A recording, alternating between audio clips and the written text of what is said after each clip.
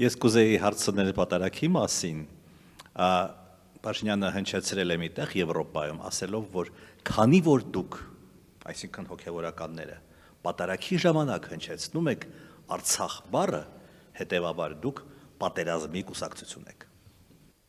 Մենք աղոթք ենք առ Աստված բարձրացնում Արցախի մեր զավակների համար եւ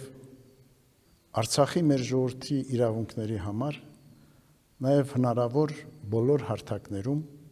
մենք բարձրաձայնում ենք այդ հարցը։ Ինչպես եւ հոգևոր մշակութային ժառանգության պահպանության խնդիրը, այնպես եւ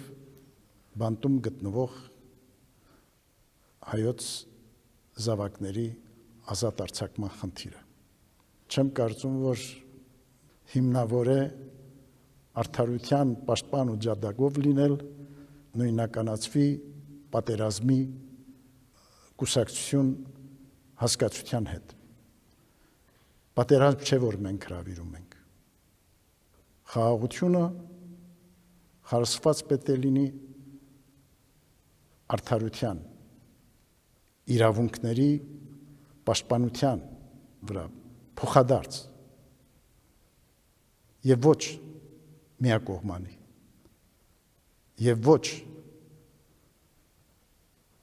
մեր ժողովրդի շահերի զիջման արդյունք։ Մենք պարտավոր ենք ամեն ջանքի գործ դնել, որպեսզի արդարությունը իրականացվի Արցախի մեր ժողովրդի նկատմամբ։ Մի հարց էլ պատարագի հետ կապված ենթահարց։ Ենթադրենք ես գնում եմ պատարագի կամ որևէ մեկս եւ այնտեղ զեղչվում է ամենայն հայոց կաթողիկոսի անունը։ Մեր գործողությունները գորանք, ասենք, չէ, պետք է հնչեցնենք, կամ թողենք գնանք, կամ ընդհանրապես լռենք։ Այդ երեք տարբերակներից որ մեկը։ Պետք է շարունակել աղոթել, որպեսզի Տիրոջ օգնականությամբ այդ երևույթները դադարեն եւ կանոնական ընթացքով առաջնորդվի մեր եկեղեցու կյանքը։ Լռել հետևաբար։ Լռել այդ առումով չէ։ Երևույթը անընդունելի է։ Պետք է դատապարտել։ Բայց չպետք է խանգարել